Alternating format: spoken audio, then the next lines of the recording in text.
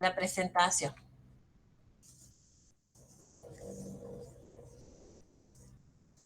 ¿Se ve? Sí, profe. Sí, profe. Bien. Nosotros comenzamos la última clase que nos vimos en la unidad 4 a trabajar con las pruebas de hipótesis. Yo voy a recuperar algunos conceptos para continuar en la clase de hoy. En primer lugar, habíamos dicho que las pruebas de hipótesis o el contraste de hipótesis implicaba aplicar una serie de herramientas para poder hacer inferencia estadística. En un sentido, lo que vamos a decir es que, a diferencia de la estimación de parámetros, cuando hacemos una prueba de hipótesis es porque tenemos algún conocimiento de los parámetros poblacionales. Esas van a ser las primeras pruebas que vamos a empezar a estudiar en esta unidad 4, o sea, situaciones en particular respecto a los valores de los parámetros. Y entonces vamos a ver, dada la sospecha que podemos tener, si probamos una hipótesis nula, que es la que se viene dando, la que se viene de alguna manera manifestando, contra la sospecha de que algo puede haber cambiado. Entonces, ¿cuál sería el procedimiento que tendríamos que realizar para la prueba de hipótesis? Y en primer lugar, plantear las hipótesis. Dijimos que las hipótesis son dos, una se va a llamar la hipótesis nula y la otra la hipótesis alternativa. En la hipótesis nula nosotros vamos a plantear el valor que se conoce o el valor que se sabe, lo que se viene dando, pero que ahora puede cambiar, hay una sospecha de que eso puede suceder y la vamos a confrontar, la vamos a contrastar para ver si realmente se sigue manteniendo o bien lo que hemos expresado en la hipótesis alternativa es lo que se va a dar ahora. Y podríamos decir como ejemplo que, por ejemplo, la hipótesis nula puede decir que el nivel de producción promedio, o sea, una media, es de un determinado valor, pero que algo ha sucedido y que la producción promedio puede haber bajado.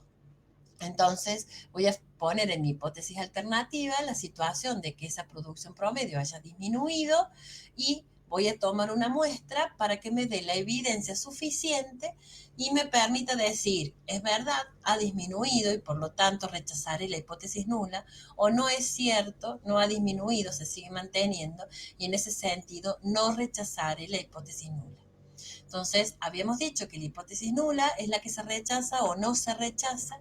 Esas van a ser las dos posibles decisiones que podamos tomar. En segundo lugar, en este procedimiento yo necesito una función. Esa misma función que estudiamos en la estimación por intervalos, que depende del estimador puntual y que depende del valor del parámetro, lo vamos a llamar criterio del test. El criterio es esa función que tiene una distribución de probabilidad conocida y es la que me va a permitir hacer las cuentas para poder concluir ante el rechazo o no de la hipótesis nula. Entonces, en esa función, que nosotros ya las conocemos, las estudiamos en la unidad 2, vamos a identificar el estimador puntual, será la X barra de la media poblacional, será la P sombrerito de la proporción poblacional, será la varianza S al cuadrado dividida por n-1 como estimador puntual de la varianza poblacional, ¿sí? Los vamos a identificar y esa función va a tener una determinada distribución de probabilidad. Si repasamos un poco, para la media vimos que podemos aplicar la normal o la t de student. Para la proporción, la normal, y para la varianza, la chi cuadrada. ¿Sí? Esas van a ser las distribuciones con las que vamos a trabajar también acá en esta unidad 4. Este criterio del test a mí me va a permitir saber o dilucidar, discernir cuando la diferencia que hay entre el estimador puntual y el verdadero valor del parámetro bajo una hipótesis nula cierta es demasiado grande o demasiado pequeño para decir que es azaroso o que es por el azar esto que sucede. Entonces, si eso pasa, o sea, el valor del estimador está muy alejado del valor del parámetro, entonces porque seguramente voy a rechazar la hipótesis nula. Cuando esta diferencia no es tan grande, no hay suficiente evidencia para ello, tal vez yo no rechace la hipótesis nula. Esto que estoy diciendo, yo lo voy a establecer a través de una regla de decisión. y voy a decir si los valores observados pertenecen a una determinada zona o región llamada de rechazo o de no rechazo, a la cual voy a determinar con el nivel de significación alfa que voy a llamar ahora o que voy a establecer ahora. Repito, el alfa es un valor que vamos a disponer nosotros. Nosotros vamos a decir de cuánto va a ser. El alfa es la probabilidad de rechazar la hipótesis nula cuando la hipótesis nula es cierta. Por lo tanto, si es una probabilidad de rechazar una hipótesis nula cuando es cierta, es un error. Por lo tanto, es la probabilidad de cometer el error tipo 1. Y ese nivel de significación le vamos a establecer un valor pequeño nosotros. Así como al nivel de confianza de la estimación por intervalos le poníamos un valor, acá al alfa también nosotros le vamos a fijar un valor. 001, 005, máximo 010. El más común de 005 para abajo. Una vez entonces que sé las hipótesis que quiero probar, según la situación, la realidad, el parámetro, la distribución de probabilidad, establezco el criterio del test o la función que voy a utilizar. Con el nivel de significación que hemos puesto nosotros, alfa, vamos a decir cuál es la regla de decisión y viene entonces como la última etapa obtener la muestra y calcular el estimador puntual, calcular el criterio del test con los datos de la muestra y ver si hay, digamos, un valor que sea o que pertenezca a la zona de rechazo o a la zona de no rechazo, ¿sí? Entonces, en función de eso, nosotros vamos a tomar la decisión. Otra cosa para que recordemos es que este nivel de significación alfa siempre va a estar o a un extremo, a la derecha o a la izquierda, o va a estar repartido en los dos extremos. Eso va a depender de cómo fijemos la hipótesis alternativa. Si la hipótesis alternativa dice que el valor del parámetro es mayor a un valor particular, el alfa estará a la derecha, o sea, en esos valores mayores, y tendremos una prueba lateral derecha. Si la alternativa dice que el valor del parámetro es menor a un valor particular, entonces hacia la izquierda tendremos el nivel de significación. Si la hipótesis alternativa dice que el valor del parámetro es diferente de un valor particular, pudiendo ser más grande o más chico, entonces el alfa va a estar repartido en los dos extremos de la distribución, en las colas de la distribución. ¿Cómo vamos hasta acá? Bien, profe. Perfecto. Con este procedimiento, entonces, vamos a ver algunos de los ejemplos con los que vamos a trabajar hoy. ¿Sí? Esto lo dijimos en la clase pasada, se los acabo de decir, cómo puedo establecer una prueba de dos colas o de una cola, bilateral o unilateral, según la hipótesis alternativa, que es lo que les acabo de decir recién. Lateral derecha acá, lateral izquierda acá, bilateral si es diferente. Y algo que solamente a los fines prácticos, que en la hipótesis nula siempre tiene que haber un igual. O es exactamente igual que un valor, o es menor igual o es mayor igual, aunque el valor que a mí me interesa es este valor del límite, o sea, el del igual exactamente. Por eso que las puedo establecer de esta manera las hipótesis o las puedo establecer de esta otra manera. ¿Sí? Bien. Entonces, ¿qué vamos a ver en la clase de hoy específicamente, dado que esto que les acabo de contar es un poco lo que habíamos trabajado en la clase anterior con los conceptos necesarios? Vamos a trabajar con la media poblacional, la varianza poblacional y la proporción poblacional. Para la media poblacional repasemos un poco lo que ya conocemos. Tenemos una función que necesitamos, donde esté el estimador puntual, donde esté el parámetro ahora de la hipótesis nula cierta. Por eso estas medias que tengo acá les he puesto un cerito, un subíndice, dado que H sub 0 es la notación que usamos para la hipótesis nula.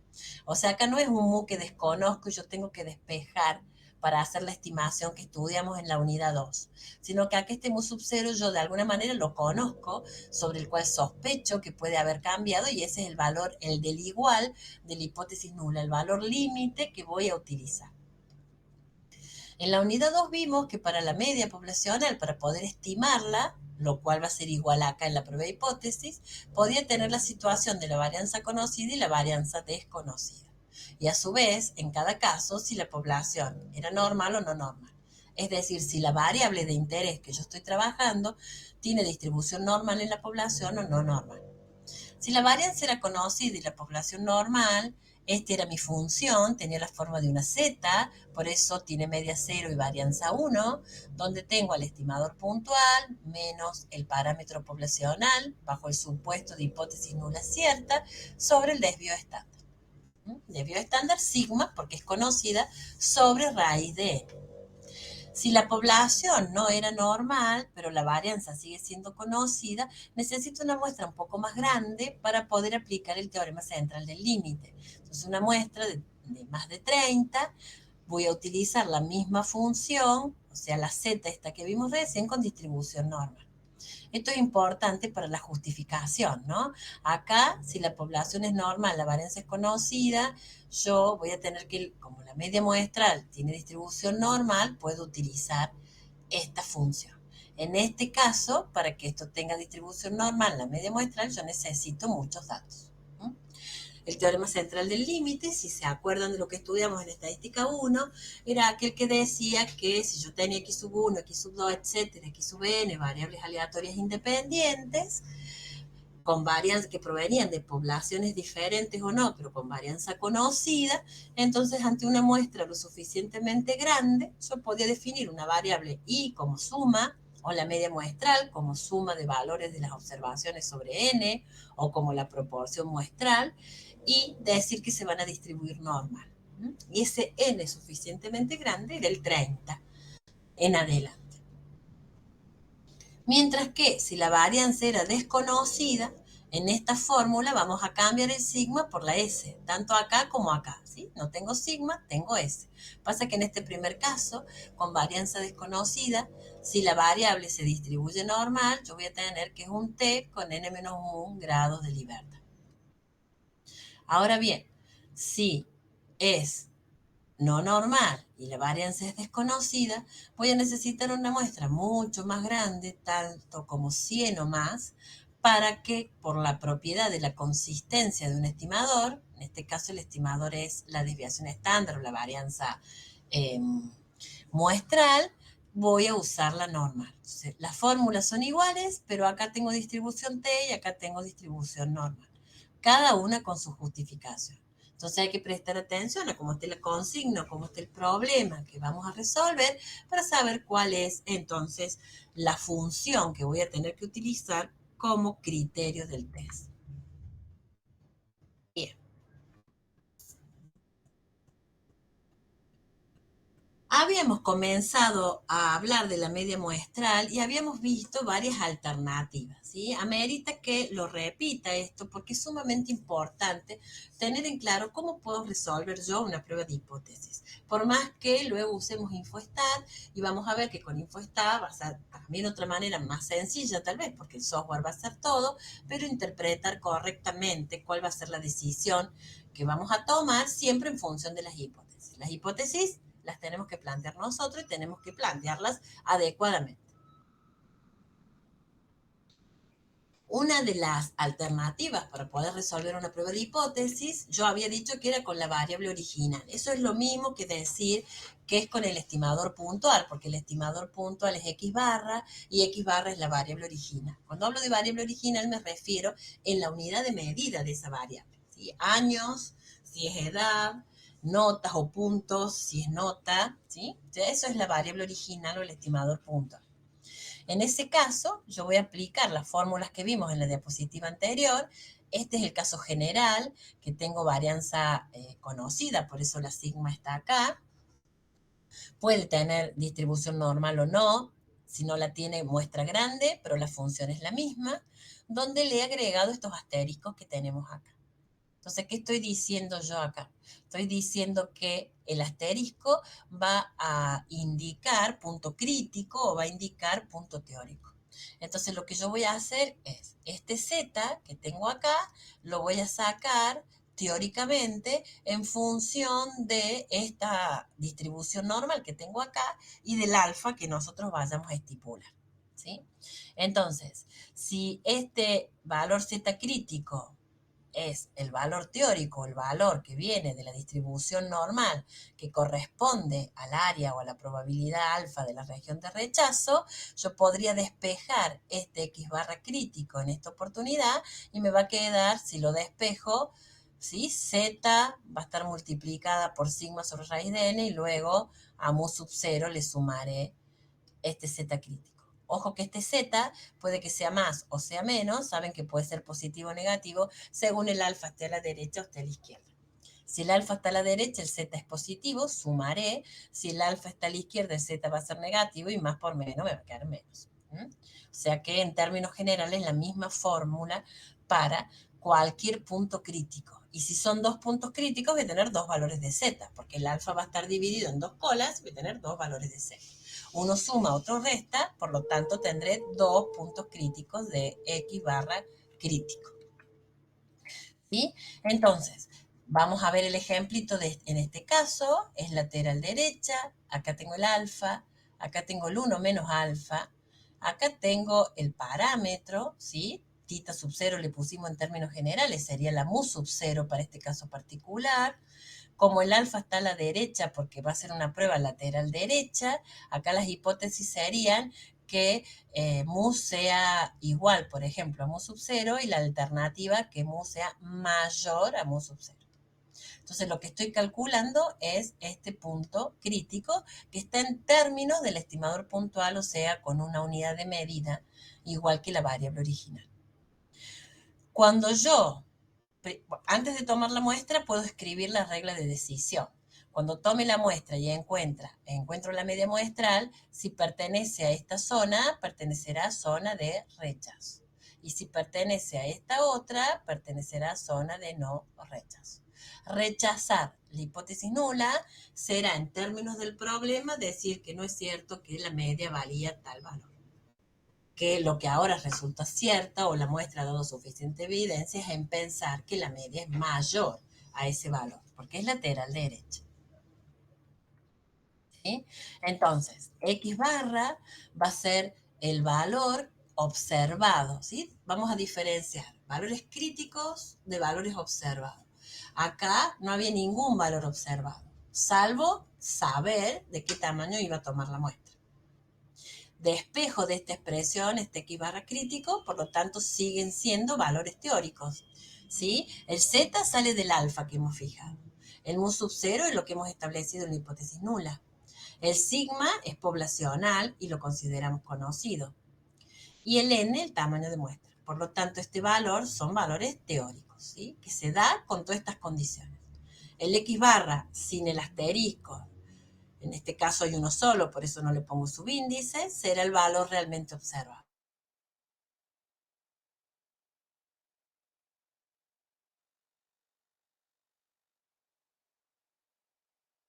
Yo puedo hacer es con el estadístico de prueba o con la función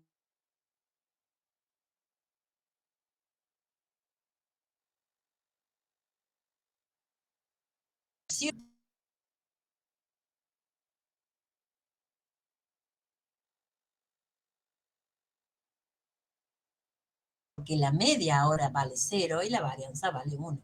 Profe, ¿Sí? se cortó la llamada, se le Ay, trabó la grabación. ¿hace cuánto? Quedamos cuando la media observada, ahí, La media observada es la que realmente obtengo de la muestra y entonces voy a poder comparar o decir si pertenece a zona de rechazo o zona de no rechazo. ¿Sí? Entonces, X pertenece a, si pertenece a acá rechazo, si pertenece a toda esta zona hasta la línea de puntos, no rechazo la hipótesis nula.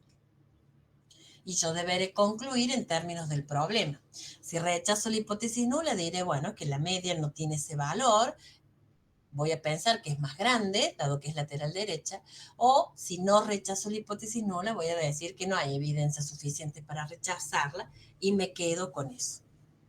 ¿Sí? ¿Me van monitoreando? ¿Sí? Sí, ¿Hasta acá bien? profe. Bien. Entonces voy a hablar menos, digamos, y les voy a ir preguntando para que Si nos vuelve a pasar, que no sea tanto. Bien. La otra manera que tengo de resolver la prueba de hipótesis es con lo que llamamos estadístico de prueba o con la variable estandarizada, con la función, la misma que hemos establecido recién, pero no me interesaría tanto despejar este x barra, sino que voy a trabajar directamente con el z. Este z, que le hemos llamado z sub 0, no es z sub 0, es una o, que quiere decir z observado. Fíjense la diferencia. Yo ahora, la x barra, que no tiene ningún asterisco, es un valor realmente observado. Tomo la muestra y tengo x barra. Mu sub 0 es el valor de la hipótesis nula, sigma lo conozco, el tamaño de muestra también. Entonces yo puedo calcular este valor observado, ¿sí? Y compararlo con un punto teórico. Lo mismo hice acá. Este es un valor teórico que lo comparo con x barra, que es el valor realmente observado. El x barra teórico es el que delimita zonas de rechazo o no rechazo. Acá va a pasar lo mismo. Yo acá voy a tener, en vez de x barra, z. El z crítico o el z con asterisco es el que delimita zonas de rechazo y de no rechazo. ¿Cómo lo calculo? Y este z, como es teórico, sale del alfa que nosotros hemos determinado. ¿Sí? El alfa que hemos fijado es el mismo que delimita las zonas, nada más que acá no está en términos de edad, de nota o de la unidad de medida, sino en términos de la z. ¿Con qué voy a comparar un punto teórico, un punto crítico? Con un valor realmente observado. ¿Y cómo obtengo el valor realmente observado? Con esta misma fórmula. X barra tomo la muestra y lo tengo, los otros lo tengo, resuelvo. Si el valor realmente observado es mayor al z teórico, rechazo la hipótesis nula. Si el valor realmente observado es menor que el punto teórico, no rechazo la hipótesis nula. La conclusión es la misma, nada más que puede ser más fácil trabajar con los zetas porque los vamos conociendo, hay 2 o 3 zetas que vamos a usar siempre, o bien lo hago como lo hicimos en el paso recién con las x barra asterisco o teóricas. ¿Hasta acá bien? Sí, profe. Bien. Había una tercera alternativa que es con el valor de probabilidad. ¿Sí? Ya vamos a ver entonces con el valor de probabilidad cómo podemos resolver o concluir, ¿sí? Si rechazo o no rechazo la hipótesis. Lo dejo un poco para el final. Vamos a ver un ejemplito, ¿sí? Estas dos alternativas que tengo es para cuando voy a hacer el cálculo manual. Hago de una forma, hago de la otra, no voy a obtener resultados diferentes, tengo que obtener el mismo, porque estoy haciendo lo mismo, nada más que en un caso en términos de variable original y en otro en términos de variable estandarizada, ¿sí? Dice el ejemplo. Los hipermercados instalaron sistemas de autopago para los clientes. La duda que surge es con qué frecuencia lo utilizan. Al efecto, se realizó un muestreo durante 20 días en un hipermercado particular, DC, y los datos del relevamiento se detallan a continuación. Día 1, 2, 3, 4, 20 días, tengo que tener 20 datos, ¿sí?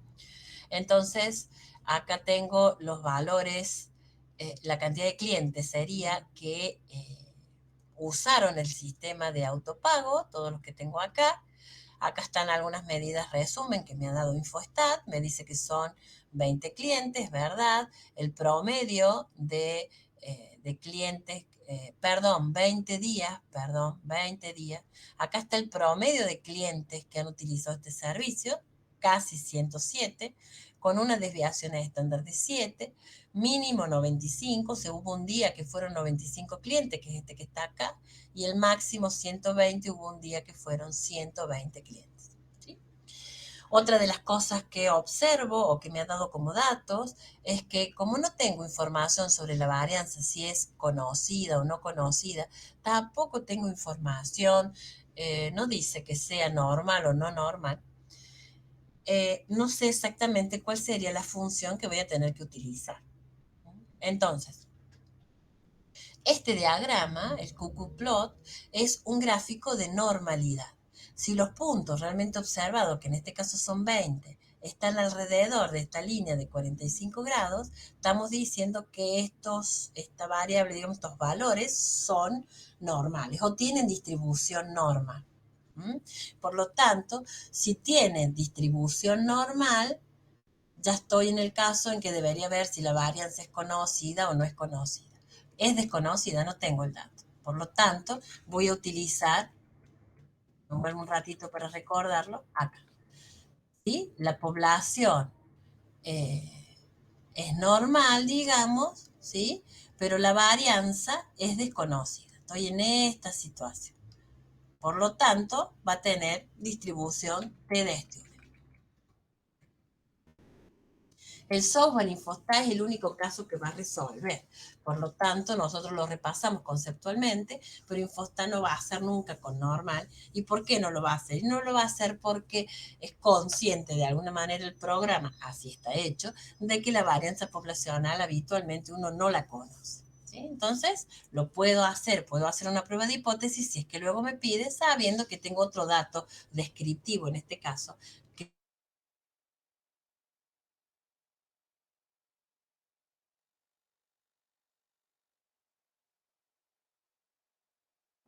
Se cortó, profe.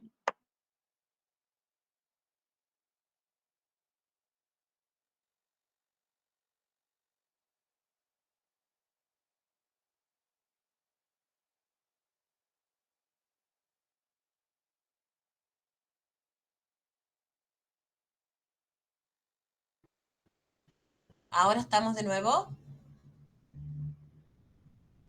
Ahora sí. Bien. ¿Se escuchó lo que dije del cuckoo-plot?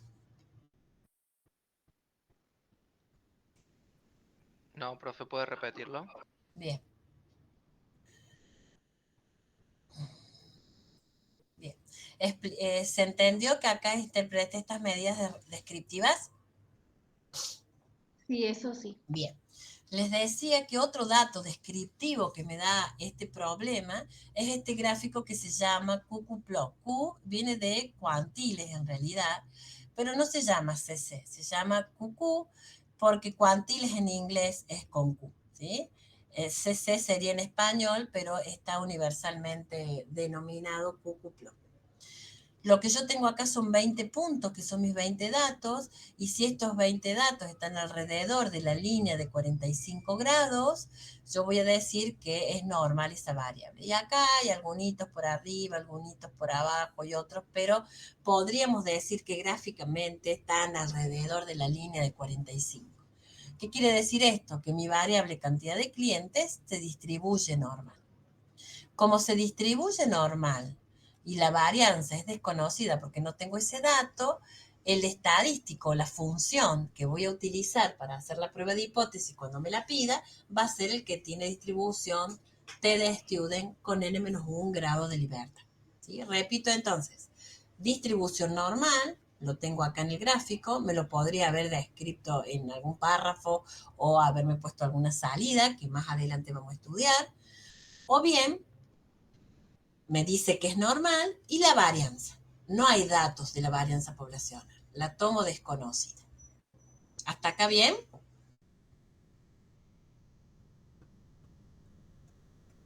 Sí, profe. Sí, profe. Bien. Sí, profe. Vamos a la consigna. Dice, ¿es factible considerar que la cantidad de clientes que utilizan el servicio de autopago supera los 100 clientes diarios en este hipermercado? Aplica el procedimiento adecuado con un nivel de significación de 0,05, este es el alfa, destaque hipótesis, estadístico y decisión. Fundamente si con los datos puede verificar el cumplimiento de los requisitos para explicar el estadístico definido en la prueba. Este último pedacito es lo que acabamos de hacer con la normalidad. Yo con los datos y con este gráfico veo que hay distribución normal. ¿Sí? Para que sea T tiene que tener distribución normal la variable de interés. Entonces, fíjense cómo dice el principio, ¿no? Dice, ¿es factible considerar que los clientes son más de 100? Por lo tanto, de alguna manera, esa es mi sospecha. Eso es lo que quiero plantear en mi hipótesis alternativa, que algo ha pasado, el sistema es bueno, demoran menos, no sé qué, por lo tanto son más de 100 los clientes que van. Entonces voy a fijar en mi hipótesis alternativa ese 100. Puedo escribir que mu sea igual a 100 o puedo escribir que la media sea menor o igual a 100, ya que la alternativa me va a escribir los valores mayores que 100. ¿Sí? Esto es como lo que sospecho. Si a mí me dice que hay un 100, eso va a estar en mi hipótesis nula. Si yo creo que puede ser más de 100, o sea que este sistema implementado incrementa la cantidad de clientes, eso va a ir en mi hipótesis alternativa. Y de esta manera, primer paso del procedimiento, hipótesis planteadas. ¿Hasta acá bien?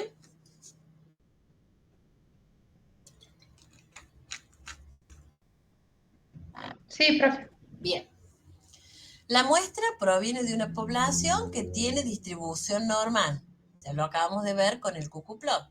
La varianza poblacional desconocida porque no tengo datos de ella. Por lo tanto, voy a utilizar la función que yo sé que tengo que utilizar, donde el t, porque tiene distribución t, tiene la x barra menos la mu sub 0, o sea, la mu de la hipótesis nula cierta, sobre la desviación estándar, sobre raíz de 20. ¿Sí? Acá está escrita en fórmula. ¿Sí? Esta mu, recuerden que siempre va a ser la de la hipótesis nula.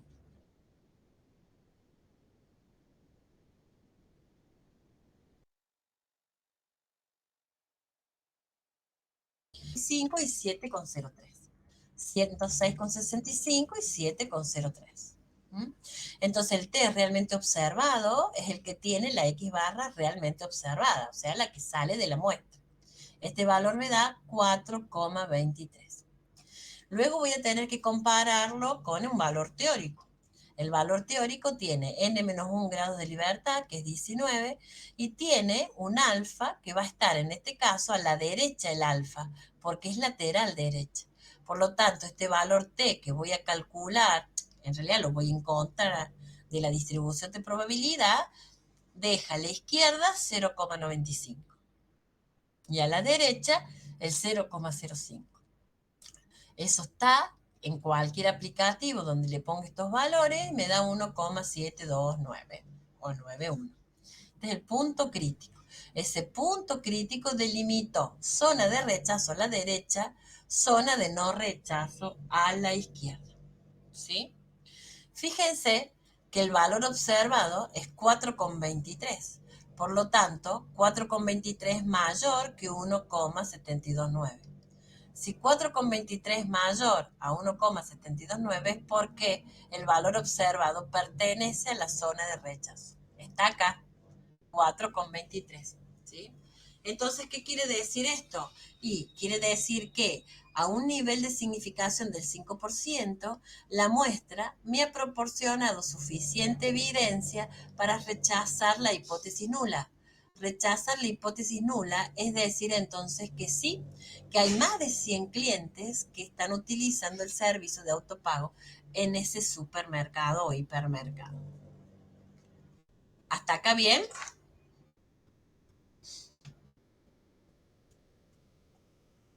Sí, profe. Perfecto. Perfecto.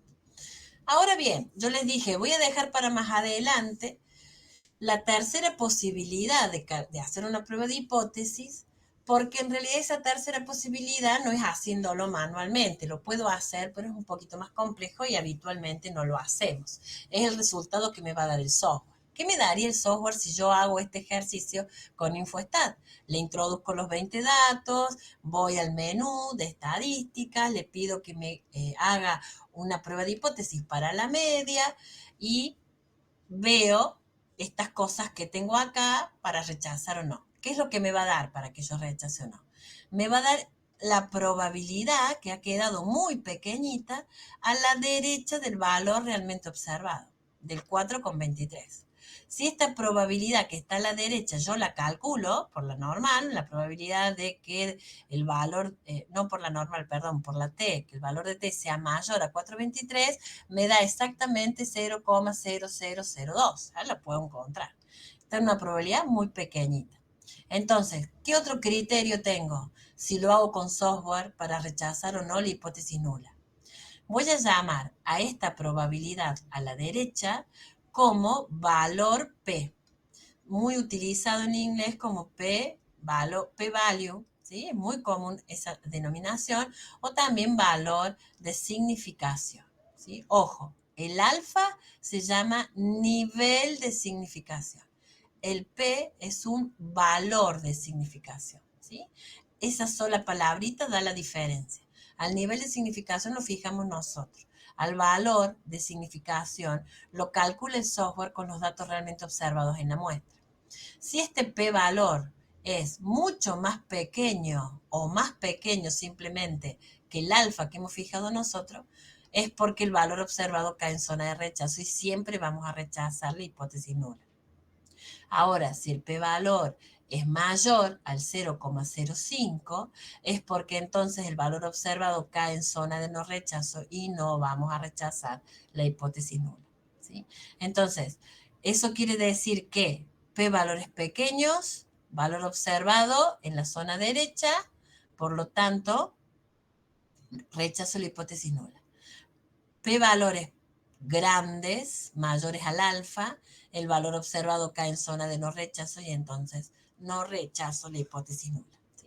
Tercera posibilidad de interpretar la regla de decisión, que la vamos a utilizar cuando hagamos los ejercicios con InfoStat. ¿Hay alguna duda de esta prueba para la media? No, profe. Profe, Sí. y en el caso que hubiese sido unilateral izquierda, el p-valor se calcularía si t fuese menor a la probabilidad de que t fuese menor. Sería. El valor observado, o sea que también te puede dar un valor.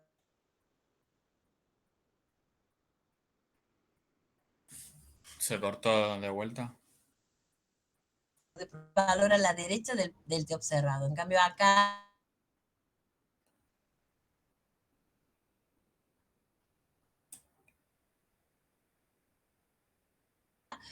el software te da un p-valor ya sumado, ya contemplando la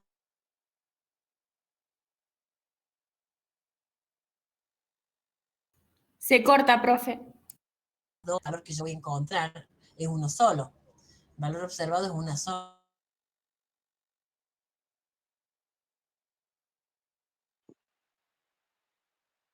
Profe, se cortó. Lateral tal vez no es tan difícil, yo lo puedo calcular este valor. Sin embargo, cuando es bilateral, se complica un poquito porque hay dos puntos críticos, el alfa está distribuido en dos colas, el P va a ser uno solito, digamos, porque el valor observado va a ser uno solo, y en función de eso se nos puede complicar un poco el cálculo.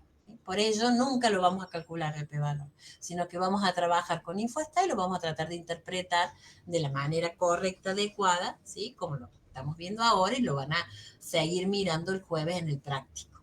¿De acuerdo? Sí, profe, se le cortó una parte, pero sí, No si sé se por qué querría, está si se cortando. quiere calcular, No en lo este vamos a calcular. Nosotros lo vamos a interpretar siempre con InfoStat. bien. Y ¿Sí? Eso una es lo que les pregunta. quiero decir. Sí. En este caso también se podría haber hecho con el estimador puntual, con esa otra forma. Claro, nada más que en vez de tener la media de 0, ves que acá tenés una media de 0, la esperanza de la T es 0. Acá tendrías en la escala otro valor, ¿sí? En la gráfica, digamos, y acá hubieran cambiado la fórmula. ¿Qué hubiese comparado? Hubiera comparado el 106,65, que sería el valor observado, con el X barra crítico, que tendrías que despejarlo de esta función, como lo vimos acá. Acá, perdón. Acá. Lo hubieras calculado poniendo 100 más el valor del Z, que como acumula 0,95 es 1,645, si hubiera sido Z. Me rectifico, en el ejemplo era una T, es la T que acumula 0,95, la S que la calculaste con los datos de la muestra sobre raíz de 20. ¿Sí? 100 más el T por lo que de la S, que también la calculamos, sobre raíz de 20. Este valor, X barra crítico, es el que vas a comparar con 106,65, que es el valor realmente observado en la muestra. ¿Se entiende? Claro, en este caso no tenemos el valor observado y tenemos que calcular el valor crítico. Siempre hay que calcular algo. Acá calculaste el observado, ¿sí? Calculaste el observado y lo comparaste con el crítico que salió de la aplicación, por ejemplo. En el otro caso vas a calcular el crítico y el observado te lo va a dar la muestra. O sea, siempre hay algo que hay que calcular y comparar con lo que da la muestra o con lo que es teórico. ¿Mm? Bien, gracias. Vamos a pasar ahora a la prueba de hipótesis para la varianza poblacional. ¿Qué hago acá en este caso? Y bueno, acá el parámetro general va a ser un valor de una varianza poblacional. Y la alternativa será que sea diferente, que sea mayor o que sea menor a ese valor en particular. Entonces, identifico acá el parámetro tita general será sigma cuadrado. El estimador de tita va a ser la varianza muestral. Esta era la función que ya aprendimos en la unidad 2, donde tengo el tamaño de muestra menos 1, la varianza muestral, la varianza poblacional, acá bajo el supuesto de la hipótesis nula cierta, por eso tiene un cerito, y esta función se distribuye a chi cuadrado con n menos 1 grado de libertad. ¿Sí? Este n-1 ya tenía que ver con que esta varianza muestral ya se calcula sobre n-1 para que sea un estimador adecuado del parámetro poblacional, un estimador puntual. Un supuesto que tendríamos que probar gráficamente o de alguna manera es que la variable de interés tenga distribución normal. Y vamos a ver cómo vamos a plantear. Miren acá entonces, estimador puntual, parámetro bajo la hipótesis nula cierta. Si yo tengo dos alternativas de hacer la prueba, una puede ser despejando de acá esta como punto crítico, porque acá ya no hay x barra. Acá está la s como estimador puntual, la s al cuadrado.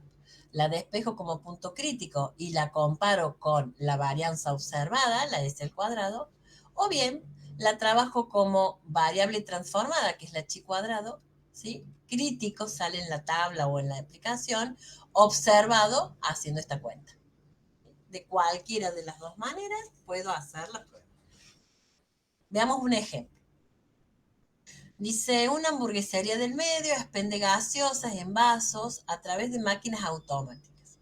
La variabilidad con que la máquina vierte la gaseosa es un elemento crítico para controlar, ya que si el contenido del vaso fuera menor al informado, se recibirían quejas de los clientes. Mientras que si el contenido es excesivo, no se podría colocar la tapa con facilidad.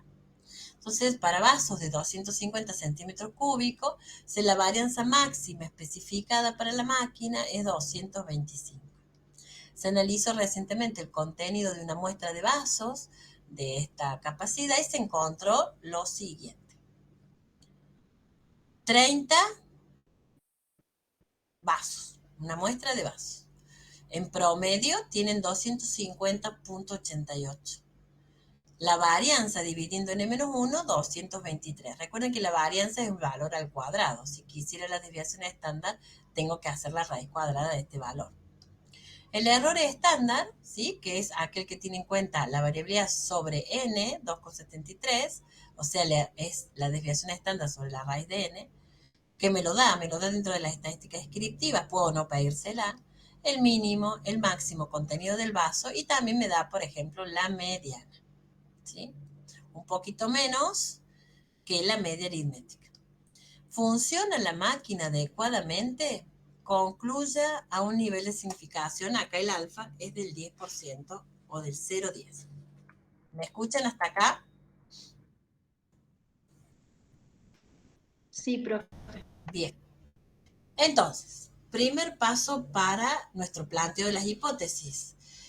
Es la varianza. Identifico, porque dice en la consigna, y esto es importante, que la variabilidad con que la máquina bla, bla, bla es el problema y eso es lo que queremos medir.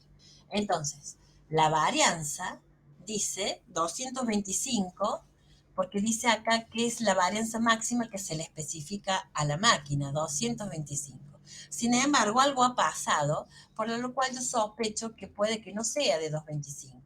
que puede ser menor porque ha habido quejas de clientes o mayor lo que ha costado taparla, digamos. Entonces una prueba bilateral, porque me interesa analizar o tengo la sospecha de que no es 225, pudiendo ser más chico, pudiendo ser más grande. Entonces, este va a ser ahora mi planteo de las hipótesis, ¿sí? El estadístico que voy a utilizar es el que acabamos de ver, el n-1 por varianza muestral sobre varianza poblacional, ¿sí? El teórico que tengo acá, esta es mi función con distribución de probabilidad conocida, ¿sí? Entonces, a ver si, no, perdón. Sí, acá se me fue a mí el estadístico, pero es el de la página anterior, digo porque puse 2 puntos y algo me falta. Profe, Sí, ¿está mal entonces si yo ahí hice que sea mayor a 225? ¿y, La alternativa. ¿y por qué pondrías que es mayor a 225? ¿Porque sí? ¿Por qué? ¿O por qué le pondrías que es menor? No, creo que lo puse cuando dice la varianza máxima, pero lo interpreté mal. Claro, o sea, pensemos en esto, siempre busquemos la info de la consigna. La varianza máxima especificada para la máquina es 225, pero parece que la máquina puede funcionar mal, ¿sí? Por eso queremos controlarla la variabilidad. Entonces, si la máquina va a funcionar mal, ¿cuánto mal va a funcionar? ¿Sí? Como que la varianza que tenemos ahora, que tendríamos que tener para que la máquina funcione bien, son 225. Pero puede suceder que ponga de más o de menos. De hecho, miren cuánto da el promedio, ¿no? 250.88, o sea que más de la capacidad del vaso. Con lo cual, si bien el vaso va a decir que es 250 centímetros cúbicos, no necesariamente tiene esa cantidad. Es muy probable que tenga menos a que tenga más, ¿sí? Pero, por si tiene más, la prueba acá es bilateral. O sea, yo siempre voy a tratar de ver la info que tengo en los datos para decir si es bilateral o lateral. Y si no dice nada, con más razón es bilateral, porque no tengo evidencia de que sea más que o menos que. Me tendría que decir, los clientes se vienen quejando todo el tiempo porque parece que es menor la cantidad a la que dice el envase, ahí sí tengo un dato de que la varianza entonces sería menor a 225 en la hipótesis alternativa, ¿sí? O bien que se está explotando el vaso o que está pasando algo, que la tapa no entra, que la línea se para, donde ahí entonces tengo evidencia de que la varianza es más de 225. ¿Sí? Por ahora, la variabilidad es de 225. ¿Mm? ¿De acuerdo? Ojo que está en términos de varianza. Entonces, veo el alfa, 10%, 5% para la derecha, 5% para la izquierda. Y acá tengo el 90, ¿sí? Es una H cuadrada, por eso tiende a ser asimétrica derecha, comenzar a partir del 0, y esto me va a permitir encontrar los puntos críticos. ¿Cómo lo resolví yo ahora? Para no despejar en fórmula, lo que me da acá, esto como valor observado. Y los valores que salen en la aplicación, los puntos críticos o teóricos para comparar. Entonces, si el valor observado pertenece a esta zona de la izquierda o pertenece a esta zona de la derecha, yo rechazo la hipótesis nula. En otras palabras, si el chi cuadrado es menor al punto crítico de la izquierda, que es el chi cuadrado sub 1 asterisco, o es mayor que el chi cuadrado de la derecha, que es el chi cuadrado sub 2 asterisco, rechazo. Si el chi cuadrado está entre ambos valores, o sea, en la zona rosada, yo no rechazo la hipótesis nula. ¿Sí? Obtengo el chi cuadrado observado. N-1, 30 menos 1. 223,57 tendría que ser el valor de la varianza. 223,57. Ya tengo estos dos valores. Sigma al cuadrado bajo el supuesto de hipótesis nula cierta. 225. Este es el valor. Encuentro que es 28 el valor observado. Los puntos que me da la aplicación dice que este es 17,708 y este es 42,55. Entonces, el 28 está entre el 17 y el 42. Pertenece a la zona rosada. Está más cerca del límite inferior que del superior. Por lo tanto, no rechazo la hipótesis nula. En consecuencia, a un nivel de significación del 10%, la muestra no me ha proporcionado suficiente evidencia para rechazar la hipótesis nula. Si no la rechazo, quiere decir entonces que la variabilidad de la máquina está en 225. ¿Dudas? ¿No se cortó?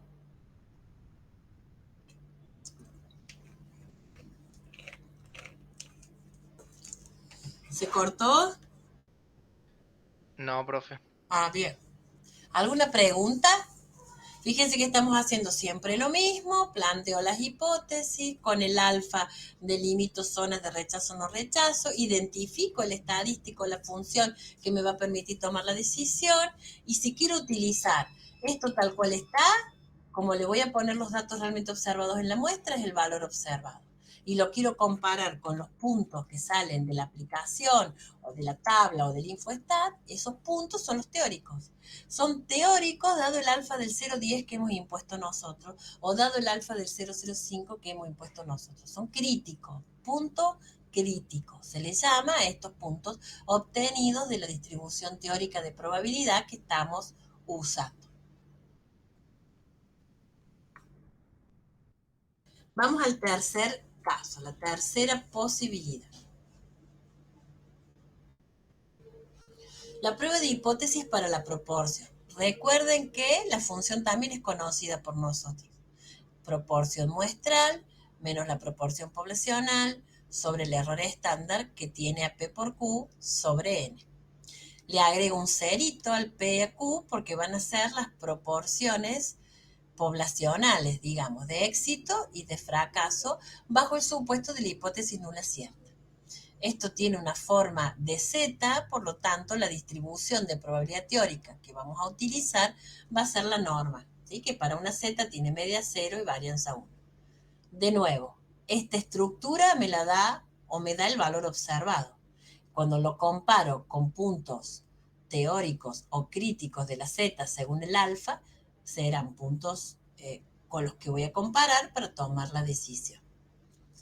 El único caso que nosotros vamos a trabajar para la proporción es teniendo muestras grandes y por eso hay normalidad. ¿Cómo veo que hay muestras grandes? Con esta reglita simple, empírica, de que N por P y N por Q sean mayores que 5. Algunos dirán mayores o iguales, puede ser también posible. Muestras grandes, ¿sí? Si eso no pasa, yo no lo podría hacer. No vamos a estudiar cómo hacerlo si la muestra es pequeña, porque se ha probado que para poder estimar o para hacer una prueba de hipótesis en términos de proporción, vamos a necesitar tener muestras grandes. Entonces, parámetro ahora, proporción poblacional. Sobre este parámetro voy a hacer la prueba de hipótesis. Estimador puntual, tita sombrerito, es la proporción muestral que acá también se simboliza con un sombrerito. Función o criterio del test que voy a tener que tener en cuenta, esto que tenemos acá. Veamos un ejemplo. Dice, la Universidad Nacional afirma que el 85% de los estudiantes está de acuerdo con el pago de una contribución voluntaria, mientras que el centro de estudiantes de una facultad del área de las ciencias sociales afirma que el porcentaje es bastante menor. Y para ello ha consultado a 160 alumnos de varias facultades, obteniendo una cantidad de éxitos, o sea, a favor de una contribución voluntaria, de 126. ¿Puede usted ayudar a este centro de estudiantes a justificar su opinión con un nivel de significación del 5%? Entonces, siempre es un tema de debate esto de pensar en si los que estudiamos en una universidad pública y pudiéramos, tengamos que contribuir de alguna manera a esta universidad pública, ¿sí? En una época existía una contribución que si bien era voluntaria, pero había para cualquier trámite tener la paga. Entonces estaba todo el debate de que sí, es voluntaria, pero hay que pagarla. Por lo tanto, el de voluntario solo tenía el nombre. Entonces, hay estudiantes de determinadas facultades dentro de la UNC, o sea, si bien acá no dice que es la UNC, pero lo podríamos extender, que dicen que si algún estudiante pudiese contribuir, está bueno que contribuya a la universidad pública, porque a la universidad pública le cuesta mucho tenernos a cada uno de nosotros cursando una carrera. Imagínense si la duración teórica no se cumple y la duración real es 8 y 9 años, la cantidad de años que la universidad pública, o sea, el Estado, o sea, todos nosotros, le pagamos al estudiante que va ahí. Entonces, está el debate de los que dicen que sí y está el debate de los que dicen que no. Y ojo que no es el concepto de gratuidad lo que estoy poniendo en debate, sino la posibilidad de contribuir voluntariamente a la universidad pública. Entonces, este centro de estudiantes dice, estos estudiantes que quieren justificar que para ellos el 85% está de acuerdo, versus la alternativa de otro centro, de otra facultad que dice, no, nada que ver, es mucho menor. Por lo tanto, el 0,85 es el valor límite, el que va a estar en la hipótesis nula. Yo podría haber escrito acá que la proporción sea igual a 0,85 o bien como complemento de la alternativa. En la alternativa va que es menor a 0,85 porque justamente lo que están diciendo los otros y lo que yo tendría que ver con una evidencia muestral que mi hipótesis nula es la cierta. Es lo que sucede, el 85% en el límite o más. El estadístico es el estadístico que tenemos, que mencioné anterior, el mismo, nada más que acá la raíz abarca solo el numerador y la raíz de n está separada las raíces, pero podría estar todo el cociente en la raíz. Y si yo reemplazo por los valores, voy a tener el valor realmente observado, ¿sí? Y luego voy a tener, según el alfa, los puntos críticos, ¿sí? O sea, aquel que delimita zona de rechazo o no rechazo. ¿Qué tipo de prueba tengo acá con esta hipótesis alternativa? Lateral izquierdo. El lateral izquierda, imagínense la normal, hacia la izquierda, creo que no tengo dibujito, no.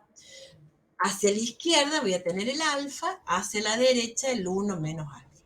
¿Sí? Como tengo un nivel de significación del 5%, el alfa que quedó a la izquierda del 0,05 le va a corresponder un Z, que acá está escrito, de 1,645. Y negativo, porque está a la izquierda. Y en el medio, la media de Z, saben que es 0. ¿De acuerdo? Menos 1,645. Entonces, si el valor observado llega a ser menor a menos 1,645, rechazaré la hipótesis nula. Si el valor observado es más grande que menos 1,645, no rechazo la hipótesis nula. Calculo el valor realmente observado. La P sombrerito sale de esta división. Como la cantidad de éxitos es que estén a favor de la contribución voluntaria, calculo la proporción haciendo 126 dividido 160. Eso les tiene que dar el 0,7875, o sea, la proporción muestra. Menos la proporción poblacional bajo el supuesto de hipótesis nula cierta, que es el límite del 0,85 que me interesa a mí.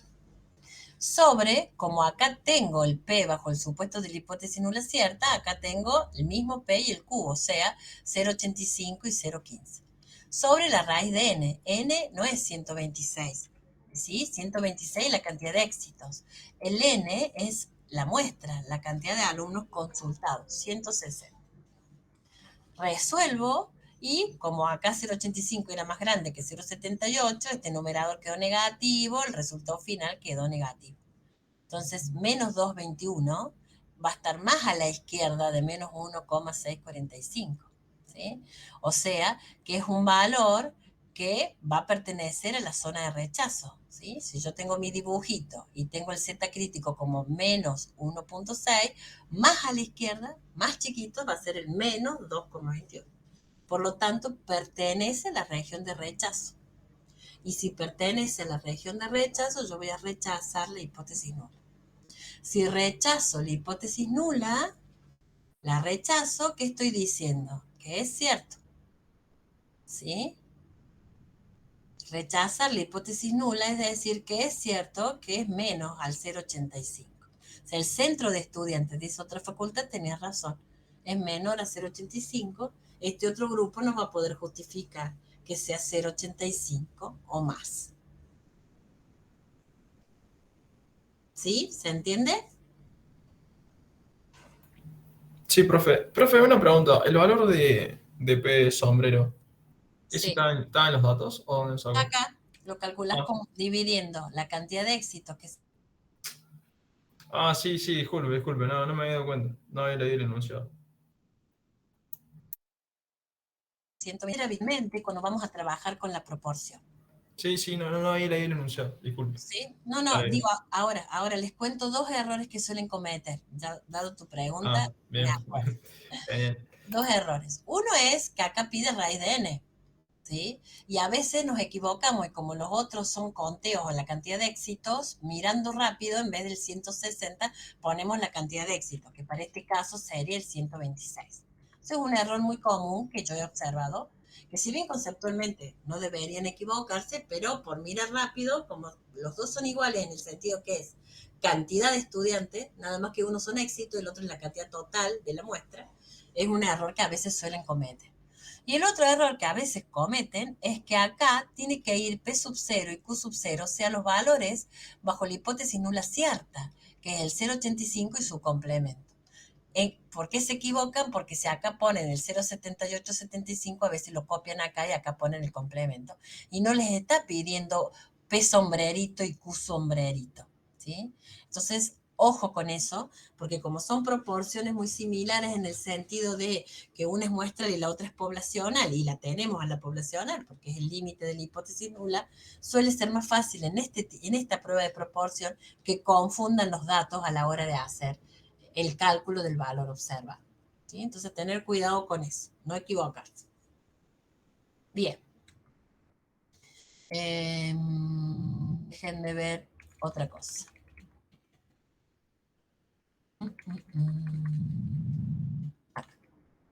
Bien.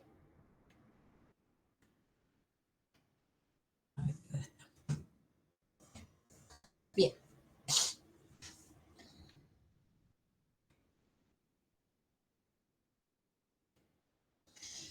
Me salté una de las fórmulas que tengo acá porque es justamente el tema del beta y el 1 menos beta, que algo habíamos presentado en la clase anterior, que es bastante complejo ese tema y lo voy a dar en la clase de mañana presencia. ¿Sí? Mañana me voy a dedicar toda la clase a explicar ese tema y a dar algunos ejemplos de cómo me tengo que dar cuenta que lo que me está pidiendo es un beta, es un 1 menos beta y demás. ¿Sí? Entonces, me salteo esa parte que me la puedo saltear y voy a retomar con estas últimas diapositivas en lo que me queda de la clase. El valor P. Este es el valor que les digo que me va a dar el software si yo calculo, si hago la prueba de hipótesis a través de cualquier software, ¿sí? Él no me hace el cálculo del observado, ni busca valores teóricos, compara y resuelve. Directamente al valor observado, que sí lo va a calcular implícitamente, le calcula la probabilidad. A la derecha es este pedacito, a la izquierda sería otro pedacito que tengo acá, o a la derecha o a la izquierda según cómo haya quedado en una prueba bilateral. Este valor de P o valor de significación es, podríamos decir, una especie de discrepancia que puede ser mayor o igual a la observada en la muestra si se cumpliera la hipótesis nula cierta. ¿Sí? Esto es una notación más bien teórica. Yo acá tengo el valor del estimador puntual, el del parámetro, el desvío estándar, ¿sí? Como medida de discrepancia, digamos, y el valor P sería la probabilidad de que la discrepancia sea más grande a algún valor estimado o más chico a un valor estimado. Acá es más grande, ¿sí? No me interesa tanto la notación matemática que estamos presentando acá, capaz que visualmente me interesa que vean que este triangulito chiquitito es un valor de P mucho más pequeño que el alfa, que es todo este valor gris, ¿sí? Lo mismo un poco que hemos dicho acá. Entonces, el valor P va a estar o en las colas, a la derecha o a la izquierda, según el tipo de prueba que nosotros tenemos. Lo que me tiene que quedar claro a mí es esto que está en el último párrafo particularmente. Es la comparación del valor de P con el alfa. ¿Sí? Entonces, si el valor de P es menor que el alfa, rechazo la hipótesis nula. Indica que hay mayor discrepancia o mayor diferencia y por eso el valor del P es más pequeño. Fíjense que Acá yo tengo la hipótesis nula, el valor, por ejemplo, de la media o de la proporción. Mientras más me alejo, mayor sea la discrepancia, voy a rechazar la hipótesis nula. Ahora, si el p-valor es al revés, ¿sí? Es más grande, es porque estoy muy cerca del valor del parámetro y entonces no rechazo la hipótesis nula, ¿sí? Esa es como la conclusión que yo tengo que tomar a la hora de hacer el ejercicio y encontrar el valor de P. Bien, hicimos prueba de hipótesis para la media, sabemos hacer un intervalo de confianza para la media. Vamos a ver si puedo comparar o vincular estas dos herramientas. Acuérdense que yo les dije, ojo, no se equivoquen. Si yo hablo de 1 menos alfa en estimación por intervalo, es el nivel de confianza. Y el complemento del nivel de confianza es alfa y se llama el riesgo. El riesgo de que el intervalo no contenga el valor del parámetro. Estimación, mi cabeza enfocada a parámetros desconocidos que quiero estimar. Prueba de hipótesis. No hay estimación. Yo conozco el parámetro. Lo que no sé es si se mantiene ese parámetro con algún cambio o se mantiene en el tiempo o pasa algo. Por lo tanto, acá empiezo al revés. El alfa es la probabilidad de rechazar mi hipótesis nula cuando mi hipótesis nula es cierta. Ese es el alfa. Entonces, el 1 menos alfa será la probabilidad de no rechazarla, ¿sí? El complemento cuando sea cierto. Alfa y 1 menos alfa tienen distintos conceptos, pero son de alguna manera, van a poder vincularse, ¿sí? Entonces, si yo tengo un nivel de confianza del 1 menos alfa de 0,95, podría vincularlo a una prueba de hipótesis con un alfa del 0,05, donde el 1 menos alfa y el alfa se están complementando, ¿sí? Otra forma para que pueda haber esta vinculación es que yo tenga una prueba de hipótesis bilateral donde el alfa está dividido en los extremos porque el intervalo de confianza de por sí me establece dos valores, me deja el 1 menos alfa todo al centro y el alfa complemento dividido en las dos colas. Puedo vincularlos si tengo prueba bilateral y si tengo una estimación por intervalos, ¿sí? Entonces, ¿las pruebas de hipótesis se vinculan con los intervalos de confianza? Sí, se vinculan, se complementan, se pueden aplicar ambas, pero siempre y cuando voy a obtener resultados similares o idénticos, siempre y cuando pasen dos cosas. El alfa y el 1 menos alfa, el alfa de la prueba de hipótesis y el 1 menos alfa de la estimación por intervalo se complementen, sumados en 1. Y la segunda alternativa es que la prueba de hipótesis que yo estoy estoy realizando, sea bilateral. Dicho esto, veamos acá. Datos de cualquier prueba.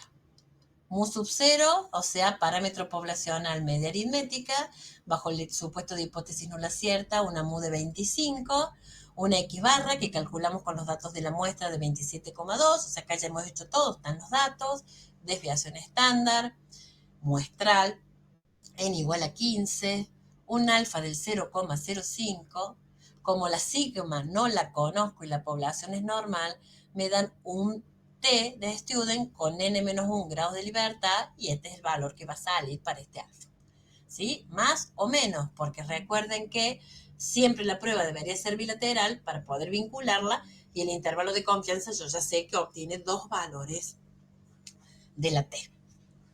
Estos son mis datos, ¿sí? Si yo hago una prueba de hipótesis, digo que la hipótesis nula sea 25, la media, y la alternativa diferente, ¿sí? Prueba bilateral, una de las condiciones para vincular. Esta fórmula con esta distribución. El T observado se compara con el T crítico. Si construyo un intervalo de confianza, en este caso, fíjense que la función es exactamente la misma, nada más que le saco el cerito porque esto es una manera de indicar que esta mu la tengo en la hipótesis nula. Acá no la tengo que despejar. ¿Cómo la despejaba? Haciendo algún pasito algebraico para que a la X barra yo le reste, le sume el valor del T, que lo tengo como dato, y en este caso por el error estándar, ¿sí? Esto lo hemos visto en el capítulo 2, entonces ya lo conocemos. Bien, Entonces, cuando yo, en una prueba bilateral, el alfa está dividido en las dos colas, 0,025 para un lado y 0,025 para el otro, puedo escribir el valor de t, puedo hacer t crítico sub 1 y t crítico sub 2 o ponerlo en valor absoluto, ¿no? ¿Qué quiere decir acá que el t esté en valor absoluto? Que voy a tener tanto los valores mayores a 2,14 positivos como los mayores iguales, a menos 2,14. O sea, todos los de un extremo y todos los de otro extremo.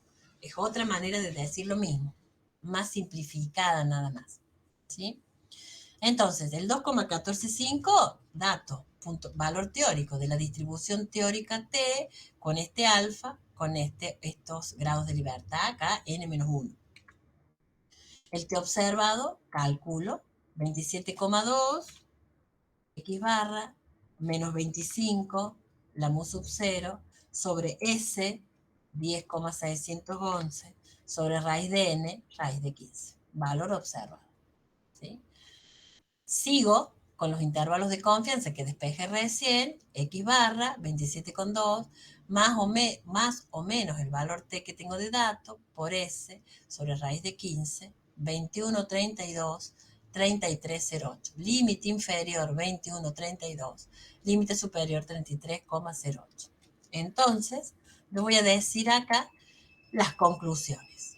Para la prueba de hipótesis, el 0,80 no es más grande que el 2,14, ni es más grande que el menos 2,14. ¿Sí? ¿Estamos? O sea, es más chiquitito.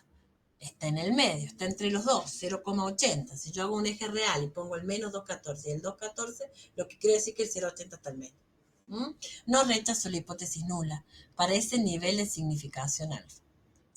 En cambio, con los intervalos, no puedo tener algo diferente, ¿sí? En cambio, porque es otro procedimiento, por la conclusión tiene que ser igual.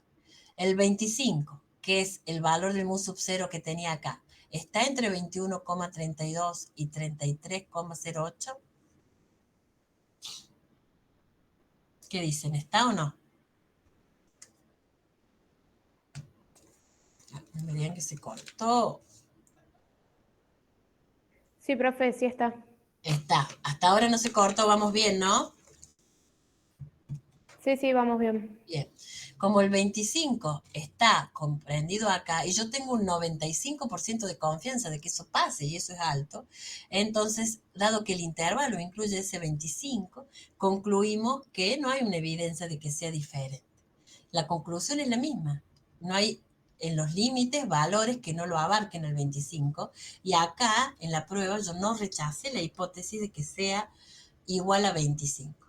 Entonces, no rechazar la hipótesis tiene, digamos, el mismo significado que considerar un intervalo de confianza con el 1 menos alfa.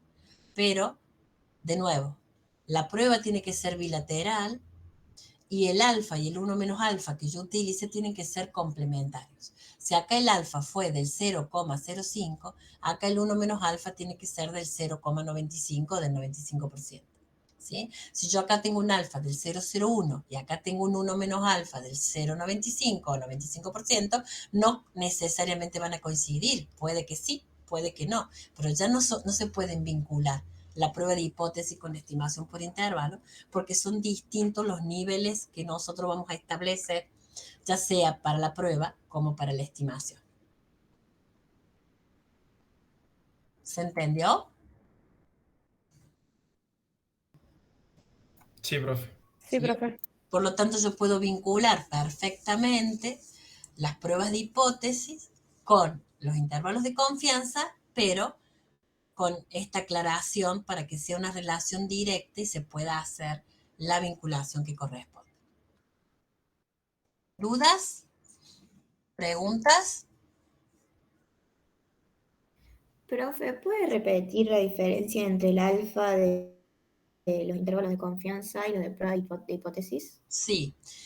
En la estimación por intervalos, el investigador, o sea, nosotros, vamos a establecer un 1 menos alfa.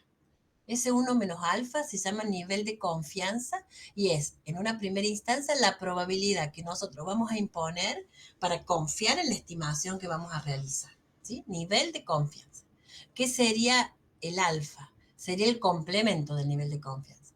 Si el nivel de confianza es la confianza que deposito en las estimaciones, o sea, digamos, del 95% de cada 100 intervalos, los 95 van a contener el valor del parámetro, el alfa es el riesgo de que eso no pase. Entonces, el alfa en la estimación por intervalo se define como el riesgo de que el intervalo que hemos estimado no contenga el verdadero valor del parámetro. ¿Sí? Alfa y 1 menos alfa para estimación por intervalos. Ahora, para prueba de hipótesis, el alfa y el 1 menos alfa son probabilidades de rechazar o no rechazar, respectivamente, el parámetro bajo la hipótesis nula cierta o bajo el supuesto de hipótesis nula cierta. Si lo rechazo me equivoco, probabilidad de rechazo, probabilidad de cometer el error tipo 1, eso se llama alfa y es chiquito. Y eso también lo fijamos nosotros o el investigador. El 1 menos alfa es el complemento. ¿Está bien? Entonces, en estimación el dato va a ser 1 menos alfa y en prueba de hipótesis el dato va a ser alfa. Ojo con decir, por ejemplo, conclusión, el intervalo contiene el verdadero valor del parámetro para un alfa del 5%. Eso está mal, porque no es el alfa el que va a delimitar de alguna manera los límites para hacer la estimación por intervalo. Es el 1 menos alfa. ¿sí? Entonces el concepto está como mezclado, está confundido. Es el intervalo con un 1 menos alfa de nivel de confianza.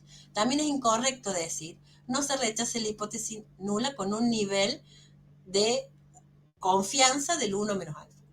No, nivel de confianza es para esto, para el intervalo de confianza. Acá es un nivel de significación, una probabilidad de cometer un error, es un alfa. ¿sí? No mezclarlo, porque conceptualmente son dos cosas distintas. En uno quiero un 1 menos alfa alto para confiar en mi estimación, en el otro quiero un alfa pequeñito para cometer menor error. Las vinculo las dos, van a tener conclusiones similares siempre y cuando el alfa y el 1 menos alfa se complementan, pero no es que ahora tienen un significado diferente. El significado sigue siendo el mismo, pero se complementa ese alfa y el 1 menos alfa y tengo una relación directa porque tengo prueba bilateral y la estimación por intervalo de hecho, porque es límite inferior y superior, trabaja con dos valores o dos puntos críticos, que no se llaman puntos críticos en el intervalo de confianza, sí en la prueba de hipótesis. Entonces, salvando las diferencias de lo que hacemos en uno y en la otra prueba, puedo vincularlas cuando tengo esta situación dada. Si esto se da, las puedo vincular y voy a obtener conclusiones idénticas de alguna manera o muy similares. ¿Sí? ¿Se entendió lo que es el alfa? ¿O el 1 menos alfa para cada caso? Sí, profe, gracias. Bien. ¿Alguna otra pregunta?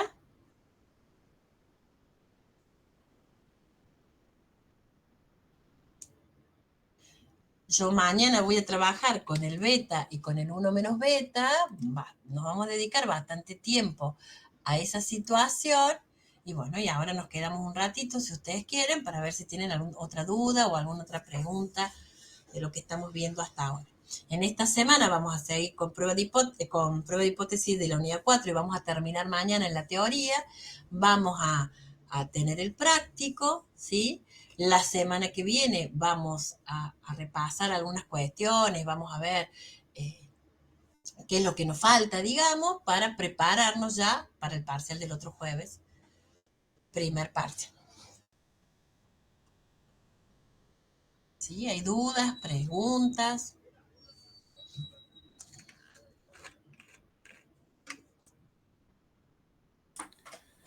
Sí, profe, le quería comentar por ahí para que pueda tener en cuenta en la organización del horario del parcial que generalmente los que estamos en la cátedra de Historia Económica Social a la tarde, en los jueves tenemos como autoevaluaciones obligatorias a las 4 de la tarde. Así que si generalmente si sería antes o por ahí si en la distribución nos toca en ese horario, por ahí que nos podamos cambiar.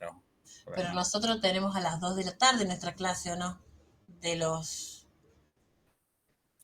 Ah, bien, sí, sí, el horario sería a las 12 y estaría bien, pero Nosotros tratamos de buscar el mismo horario que tenemos de clase, digamos. O sea, es a las 14 que tenemos 2 gabinetes y vamos a ver si nos hace falta un tercer gabinete, que es probable que lo podamos reservar. O sea, de 14 a 16 es el horario, digamos, del parcial que nosotros hemos pensado. ¿Sí?